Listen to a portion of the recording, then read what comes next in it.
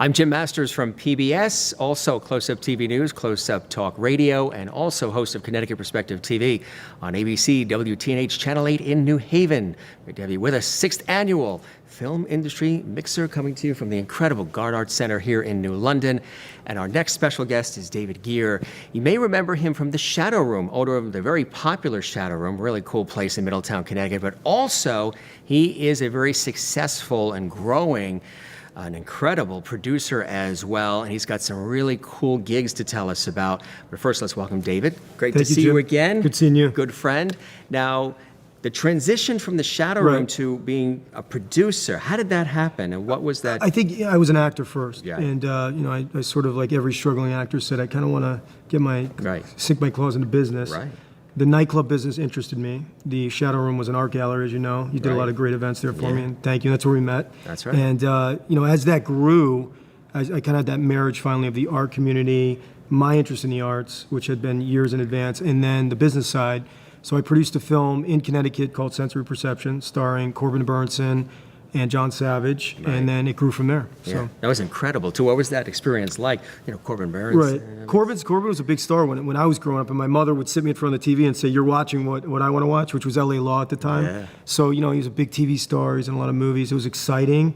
It was great for our team. The director is Al Signore, and that's when I knew that worked. So let's go do another one. So I linked up with this production company in Rhode Island, Woodhaven Productions, and since then, in the last year, I've done 3 feature films as an executive producer or producer. Wow. Tell us about those films, too. Those films are right up the road in Rhode Island. Yeah. Woodhaven Productions primarily is horror, but we just did a comedy called A Bet's a Bet, starring Mena Suvari from American Beauty and American Pie fame.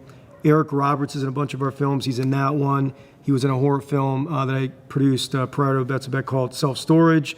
And the one in the middle, Army of the Damned, horror movie legend Tony Todd, Joey Fatone from NSYNC. Sure, yeah. We had Kristen Chenoweth in A Bet's a Bet, so it's been kind of crazy, and I sometimes jumble them all up because they were quick. Yeah. They're back to back to back, and we have 3 in post, and so it's exciting. And that's incredible. And it just all works. So I've heard the name Martin Scorsese is also floating around there. I know you can't say too much because Well, here's what I could say. Martin Scorsese is going to executive produce a film that Verdi Productions, which is the other side of Woodhaven Productions. The CEO of the company is Chad Verdi, who I'm involved with as a producer. So Martin Scorsese has come on to executive produce a boxing biopic called Paz about the boxer Vinny Pazienza. So that's incredible. Next year, and it's stay tuned. It's sort of the apex of didn't expect to be there, but excited. And it seems like everything is rolling. Once you said, okay, this is what I want to do, and then that first connection was made, the floodgates. Well, you've been doing this a long time too, and you know better than anybody. It's like you set your eyes on one little thing, and then all of a sudden you say, wait a second, I think I could kind of go a little bit further with it. Right. And I'm the type of guy where I'm not happy with the last thing I did. Right. I'm always looking at how the heck do I figure out that next one. Right. So I always just kind of go like this, and I've been a little bit lucky. A lot of hard work, but all those years back on sets as an actor, kind of sitting back whether it was an extra or a small little part or a PA, I watched, soaked it in, and all that stuff's coming back into play now. And you go into a meeting and you're on point because you know everything. You know everything about a production rather. Right. From the ground up. So that helps when you're going in and you're at the top of a production because you earn a little bit of respect and you can talk the language. And so it's been a lot of fun. Exciting time for sure. Other than the Oscar on the mantle that you'll have to polish every once in a while, what are your goals? Do you have a vision? I mean, do. You've got a train that's going. I do. Absolutely, Jim. I want to finish my time out in Rhode Island on these projects and then bring a really big project back to Connecticut. Sensory Perception, and a lot of people excited. The filmmakers that I worked with there, we have something in mind. Yeah. So I think with the network of contacts and kind of getting my name out there and being able, and the important thing too is I'm able to raise money to finance these films. That's the number one thing, which has been my message to a lot of the filmmakers downstairs, because that's the hardest thing. And once you get that train rolling, and I don't want to say money train, but it is. But you have to. It makes all the difference in the world, and I think I could greenlight something real special in Connecticut within the next 2 years. So if people are watching right now and they have some ideas about something, they should come to you? Absolutely. David Gere on Facebook. I respond to every message.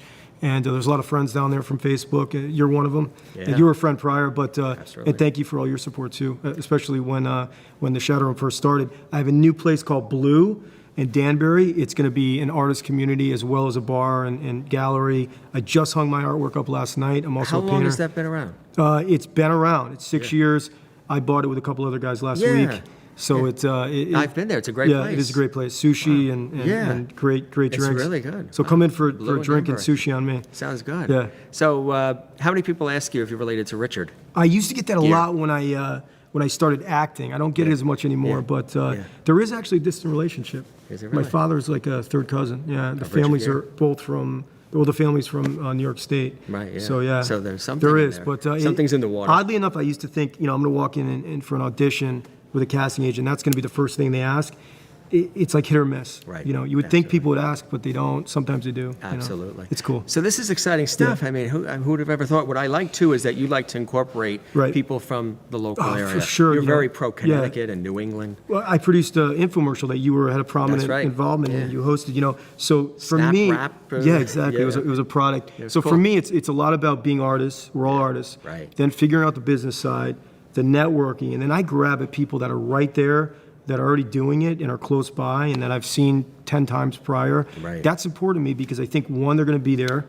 Two, you already know kind of what they've done. They're right around you. And three, they're likely to come back. That's right. Because we're all in kind of a tight circle. And in today's event, the mixer is a perfect example of how that works. Absolutely. So who inspires you, Yep. David? Who are some people? I don't think the they film were. world? I don't know if they were film people. My dad was a super hardworking guy. He was a town official for 40 years.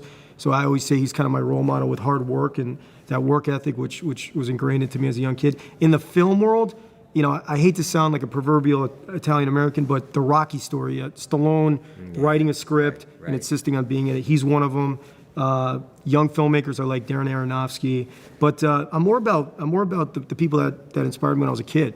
So my dad, The dad. Isn't that a great answer? I mean, we'd all say the dad is a great inspiration. Family. Because you're there every night and you're seeing how hard they work and what they did for your family, and that resonates with me and it sticks in my head, even if I'm on a movie set or at a business. Absolutely. Bring it back to the family. Isn't that cool? It's the way it should always be, right? Well, David, thanks you, for Jim. joining us. Appreciate it. Best of luck. We'll Thank see you. you here, there, and everywhere. Blue in Danbury, of course, but of course on the screen. I mean, this is really cool stuff you have. Thank you, Jim. happening. Appreciate it. Best of luck. This is David Gere, producer, and I'm Jim Masters. Thanks for joining us.